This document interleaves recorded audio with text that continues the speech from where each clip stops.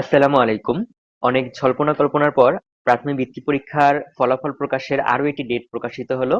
এখানে বলা হয়েছে আগামী ৯ জুলাই প্রাথমিক বৃত্তি পরীক্ষার ফল প্রকাশ করা হবে। তো আমরা একটু বিস্তারিত পড়ি এখানে আরো কি কি বলা আছে। আমরা দেখতে পাচ্ছি যে এখানে বলতেছে তারা প্রাথমিক বৃত্তি পরীক্ষার ফল প্রকাশ করা হবে ৯ জুলাই। আজ বুধবার এক সভায় এই সিদ্ধান্ত হয়েছে বলে প্রথম আলোকে জানিয়েছেন প্রাথমিক ও গণশিক্ষা মন্ত্রণালয়ের একজন কর্মকর্তা। তো এবছর মোট ৮২,৫০০ জন শিক্ষার্থী বৃত্তি পাবে।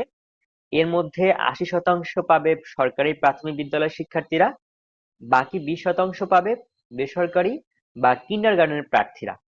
আর বৃত্তিপ্রাপ্ত শিক্ষার্থীদের ট্যালেন্ট পুল ও সাধারণ গ্রেড এই দুই ভাবে আর্থিক সুবিধা দেওয়া হয়। আচ্ছা, তো এখন আমরা যে যখন তারা বলতেছে, কর্তৃপক্ষ বলতেছে বা অধিদপ্তর জানাচ্ছে যে আগামী ৯ জুলাই প্রাথমিক বৃত্তি পরীক্ষার ফল প্রকাশিত হবে।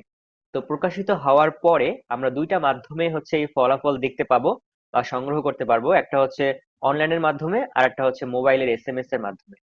তো অনলাইনের মাধ্যমে রেজাল্ট দেওয়ার বা দেখার একটা অফিসিয়াল মাধ্যম হচ্ছে IPEMIS পোর্টাল। এই পোর্টালের মাধ্যমে অর্থাৎ এই পেজের মাধ্যমে দেখতে পাবো।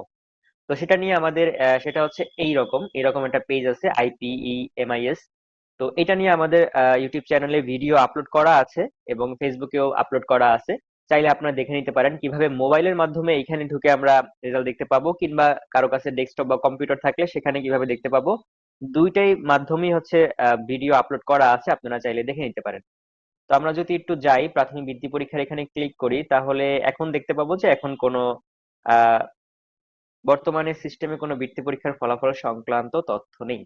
তো আগামী ৯ জুলাই আমরা আশা করছি, যেহেতু অধিদপ্তর এটা জানিয়েছেন ৯ জুলাই রেজাল্ট প্রকাশিত হবে, পরবর্তী এটি লাস্ট ডেট দেওয়া হয়েছে।